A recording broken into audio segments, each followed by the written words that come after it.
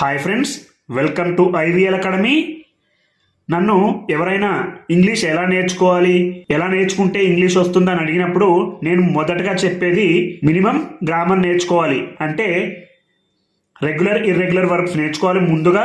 తర్వాత టెన్సెస్ మరియు యాక్టివైజ్ ప్యాసివైజ్ నేర్చుకోవాలి తప్పకుండా. మినిమం గ్రామర్ నేర్చుకుని తర్వాత స్టోరీ బుక్స్ చదువుతుండాలని చెప్తుంటాను. అంటే మారల్ స్టోరీస్, నీతి కథలు, చిన్నపిల్లల నీతి కథలు చదువుతూ ఉంటే అది చాలా బ్యూటిఫుల్గా ఉంటుంది, బాగా అర్థమవుతుంది. అందులో భాగంగానే నేను ఒక మోరల్ స్టోరీ బుక్స్ తీసుకోవడం జరిగింది. ఇది రెయిన్బో ఎడిషన్ అనేది మోరల్ స్టోరీస్. ఇలాంటి బుక్ చాలా అంటే చాలా ఉపయోగపడుతుంది. అంటే ఇంగ్లీష్ మొదటగా నేర్చుకునే వారికి చాలా బాగుంటుంది. చూడండి, ఈ యొక్క లెటర్ సైజ్ అనేది కొంచెం పెద్దగా ఉంటాయి. చాలా అంటే చాలా బాగుంటాయి అన్ని. అంటే చాలా స్ట్రక్చర్స్ కూడా అన్ని డీటెయిల్గా ఉంటాయి. స్ట్రక్చర్స్ అంటే మనం subject plus verb plus object అన్నీ కూడా ఇందులో గమనించవచ్చు. కాబట్టి ఇలాంటి బుక్ అంటే బిగినర్స్కి చాలా అంటే చాలా ఉపయోగపడుతుంది. ఇంగ్లీష్ మొదలు పెట్టే వారికి మాత్రమే. అంటే ఇంగ్లీష్ అడ్వాన్స్ లెవెల్లో ఉండే వారికి ఇంకా వేరే నావెల్స్ చదువుకోవచ్చు. నేను చెప్పేది మాత్రం కేవలం బిగినర్స్కి. చూడండి, ఈరోజు ఒక చిన్న కథ తీసుకొని ఇంగ్లీష్ నుంచి తెలుగులోకి నేర్చుకుంటూ గ్రామర్ ఎలా ఇంప్రూవ్ చేసుకోవాలి, అదేవిధంగా ఎలా తెలుగులోకి అనువదించాలో నేర్చుకోవడానికి ప్రయత్నిద్దాం. చూడండి, ముందుగా కథ పేరు the hair and the tortoise, అంటే కుందేలు మరియు తాబేలు. చూడండి, once the hair was boasting of his speed among the other animals. చూడండి, వన్స్ అంటే ఒకసారి, the hair was boasting of his speed among other animals. చూడండి, ద హేర్ అంటే కుందేలు, వాజ్ బోస్టింగ్ అంటే పొగుడుతుంది, బోస్ట్ అంటే పొగడడం.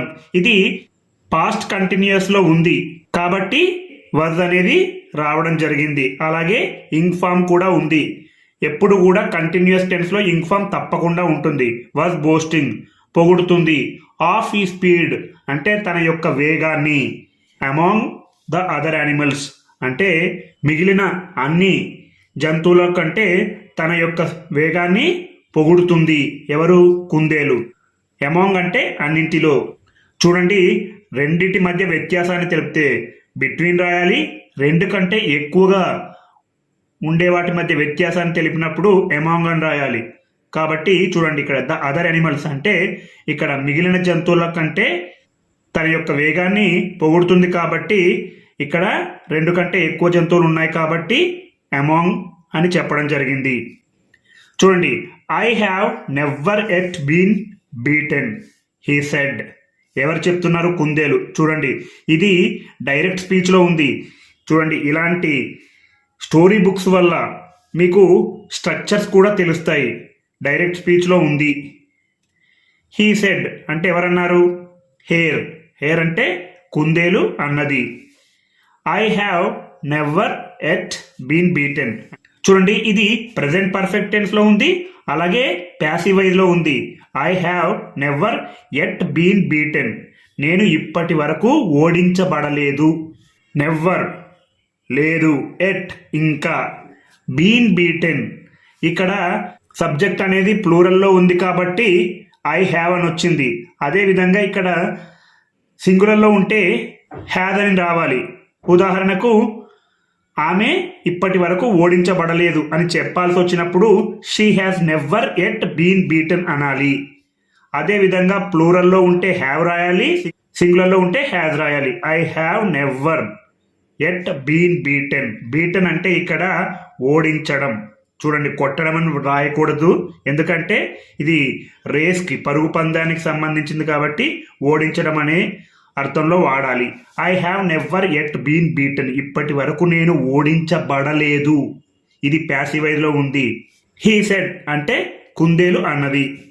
I challenge is anyone here to race with me అంటుంది. I challenge అంటే ఎవరు? కుందేలు సవాల్ చేస్తుంది. ఛాలెంజ్ ఇది సింపుల్ ప్రెజెంట్ టెన్స్లో ఉంది. ఐ ఛాలెంజ్ అంటే నేను ఎప్పుడూ సవాల్ చేస్తాను. ఎల్లప్పుడూ చేసే పనిని ఎప్పుడు కూడా సింపుల్ ప్రెజెంట్ టెన్స్లోనే రాయాలి. ఐ ఛాలెంజ్ నేను సవాల్ చేస్తాను. ఈజ్ ఎనీవన్ హియర్ అంటే ఇక్కడ ఎవరైనా ఉన్నారా ఎనీవన్ అంటే సింగులర్ కాబట్టి ఈజ్ అనేది రావడం జరిగింది. అదే ఇక్కడ ఇద్దరు ముగ్గురు ఉంటే మనకు ఆర్ అనేది వస్తుంది. కాబట్టి సింగులర్ ఉంటే ఈజ్ వస్తుంది, ప్లూరల్ ఉంటే ఆర్ వస్తుంది. ఈజ్ ఎనీవన్ హియర్, ఇక్కడ ఎవరైనా ఉన్నారా? టు రేస్ విత్ మీ అంటే నాతో పోటీ పడడానికి. రేస్ అంటే పరుగు పందెం అనొచ్చు, లేదా పోటీ అని కూడా అనొచ్చు. విత్ మీ అంటే నాతో పోటీ పడడానికి. నేను సవాల్ చేస్తున్నాను, నాతో పోటీ పడడానికి ఎవరైనా ఉన్నారా అని ఎవరన్నారు? కుందేలు అన్నది. The tortoise said, I accept your challenge. చూడండి, ఇది కూడా డైరెక్ట్ స్పీచ్లోనే ఉంది. ద టార్టాయిస్ సెడ్ అంటే తాబేలు అన్నది లేదా చెప్పింది. ఐ యాక్సెప్ట్ యువర్ ఛాలెంజ్ అంటే నేను మీ సవాలును అంగీకరిస్తాను. చూడండి, ఇది కూడా సింపుల్ ప్రెజెంట్ టెన్స్లోనే ఉంది. యాక్సెప్ట్ అంటే ఇది కూడా ఎల్లప్పుడూ సవాలును స్వీకరిస్తూ ఉంటే ఇది సింపుల్ ప్రెజెంట్ టెన్స్లో రాయాలి. యాక్సెప్ట్ అంటే అంగీకరించడం. యువర్ ఛాలెంజ్ అంటే మీ యొక్క సవాలును నేను అంగీకరిస్తాను. వాట్ ఏ గుడ్ జోక్ అంటే ఎంత మంచి జోక్ చేశారో, అంటే ఎంత బాగా హాస్యం చేస్తున్నారో అని అన్నది. ఎవరు? సెడ్ ద హేర్ అంటే ఎవరన్నా కుందేలు అన్నదన్నమాట. ఏం మంచి జోక్ చేస్తున్నావు అని. అంటే దానితో పరిగెట్టలేదనే అతి నమ్మకం. ఎవరికి? కుందేలుకు. చూడండి, keep up boasting till the time you are beaten, the tortoise said. చూడండి, కీప్ అప్ బోస్టింగ్ అంటే ఇంతకుముందు చెప్పుకున్నాం పొగడ్తలు. అదేవిధంగా ఇంకొక పదం కూడా చెప్పుకోవచ్చు ఈ సందర్భాన్ని బట్టి. కీప్ అప్ బోస్టింగ్ అంటే ప్రగల్భాలు పలుకుతూ ఉండు. బోస్టింగ్ ప్రగల్భాలు, కీపప్ పలుకుతూ ఉండు, ప్రగల్భాలు పలుకుతూ ఉండు. Till the time you are beaten అంటే టిల్ ద టైమ్ సమయం వరకు. టిల్ అంటే వరకు, ద టైమ్ సమయం వరకు. యు ఆర్ బీటెన్ అంటే నువ్వు ఓడించబడే వరకు అలా ప్రగల్భాలు పలుకుతూ ఉండు. ఇది ప్యాసివైజ్లో ఉంది. సింపుల్ ప్రెజెంట్ టెన్స్లో ఉంది, ప్యాసివైజ్లో ఉంది. యు ఆర్ బీటెన్ అంటే నువ్వు ఓడించబడే వరకు ప్రగల్భాలు పలుకుతూ ఉండు. ద టార్టాయిస్ సెడ్ ఎవరన్నారు? తాబేలు అన్నది. షల్ వి రేస్ అంటే మనం పోటీ పడదామా? చూడండి, ఇలాంటి స్ట్రక్చర్లు చాలా అంటే చాలా ఇంపార్టెంట్. మీరు ఇంగ్లీష్ ఇప్పుడిప్పుడే నేర్చుకుంటూ ఉంటే shall we race, shall we eat, shall we dance అంటే మనం డ్యాన్స్ చేద్దామా, మనం తిందామా అని సందర్భంలో వాడుతూ ఉండొచ్చు. The hair asked when everything was ready. The hair asked అంటే కుందేలు అడిగింది. ఇది V2లో ఉంది అంటే పాస్ట్ టెన్స్లో ఉంది. వెన్ ఎవ్రీథింగ్ వాజ్ రెడీ ఇక్కడ పాస్ట్ టెన్స్లో ఉంది కాబట్టి ఇక్కడ కూడా పాస్ట్ టెన్స్లోనే ఉంది. వెన్ ఎవ్రీథింగ్ వాజ్ రెడీ అంతా సిద్ధమైనప్పుడు కుందేలు అడిగింది, మనం పోటీ పడదామా? చూడండి, when the race began the hare ran so fast but soon he stopped and to show his contempt for the tortoise he laid down to have a short nap. చూడండి, when the race began అంటే ఆ పరుగు పందెం. Race అంటే పరుగు పందెం. Began అంటే మొదలైనప్పుడు. ఇది V2లో ఉంది కాబట్టి పాస్ట్ టెన్స్లో ఉంది. వెన్ అంటే అప్పుడు. ఆ పరుగు పందెం మొదలైనప్పుడు the hare ran so fast కుందేలు ర్యాన్ సో ఫాస్ట్ చాలా వేగంగా పరిగెత్తింది. ర్యాన్ అనేది V2లో ఉంది. సో ఫాస్ట్ చాలా వేగంగా. బట్ కానీ సూన్ వెంటనే హీ స్టాప్డ్ అంటే ఆగిపోయింది. స్టాప్డ్ అంటే ఆగిపోవడం, వెంటనే ఆగిపోయింది. అండ్ మరియు to show his contempt. To show అంటే చూపించటానికి. హిస్ అంటే తన యొక్క, తన అంటే ఎవరు ఇక్కడ? హేర్ కుందేలు యొక్క. కంటెంప్ట్ అంటే ధిక్కారం, తన ధిక్కారాన్ని చూపించడానికి. ఫర్ ద టార్టాయిస్ తాబేలుకి తన యొక్క ధిక్కారాన్ని చూపించడానికి. He laid down to have a short nap. He laid down అంటే నడుము వాల్చింది. లే డౌన్ అంటే నడుము వాల్చడం. లేడ్ పాస్ట్ టెన్స్లో ఉంది కాబట్టి అది నడుము వాల్చింది. To have a short nap అంటే చిన్న కొనుకు తీయడానికి. షార్ట్ అంటే చిన్న, ఒక చిన్న కొనుకు తీయడానికి నడుము వాల్చింది. నాప్ అంటే కొనుకు లేదా చిన్నపాటి నిద్ర.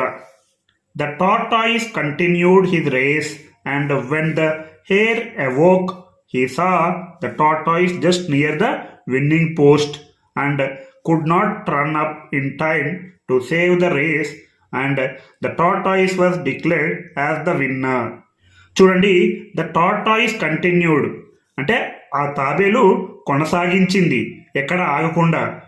ఈ కుందేలు తన యొక్క ధిక్కారాన్ని చూపించటానికి మధ్యలో ఆగింది, కానీ ఈ తాబేలు అనేది కంటిన్యూడ్ కొనసాగించింది. ఇది V2లో ఉంది, పాస్ట్ టెన్స్లో ఉంది. హిజ్ రేస్ తన యొక్క పరుగు పందాన్ని కొనసాగించింది. అండ్ మరియు వెన్ ద హేర్ అవోక్, వెన్ అంటే అప్పుడు, ద హేర్ అంటే కుందేలు, అవోక్ అంటే నిద్ర లేవడం, అవేక్ అంటే నిద్ర లేవడం, అవోక్ పాస్ట్ టెన్స్లో ఉంది. వెన్ ద హేర్ అవోక్ నిద్ర లేచినప్పుడు, హీ సా ద టార్టాయిస్ కుందేలు తాబేలును చూసింది. హీ సా ద టార్టైల్, సా అంటే పాస్ట్ టెన్స్లో ఉంది.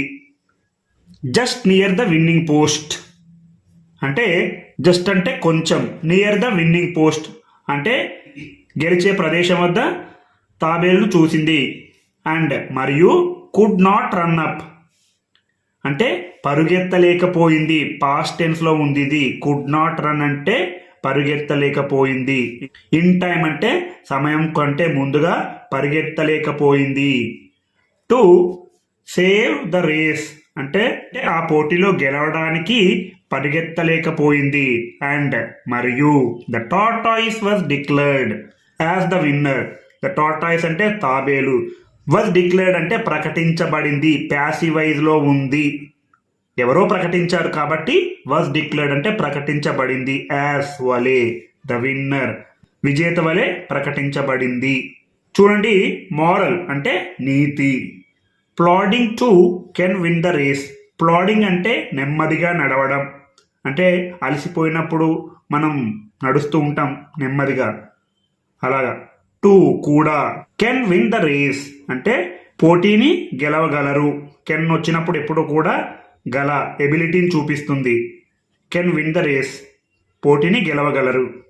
చూడండి, ఇలాంటివి చాలా అంటే చాలా ముఖ్యం. నేను ప్రతి ఒక్కరికి ఇలాంటి పుస్తకాలే సూచిస్తూ ఉంటాను. ఇలాంటి పుస్తకాలు మీకు ఎక్కడ అందుబాటులో ఉంటే అలాంటివి తీసుకొని రోజు ప్రాక్టీస్ చేస్తూ ఉండండి. మీరు మంచి ఇంగ్లీష్ మాట్లాడతారు.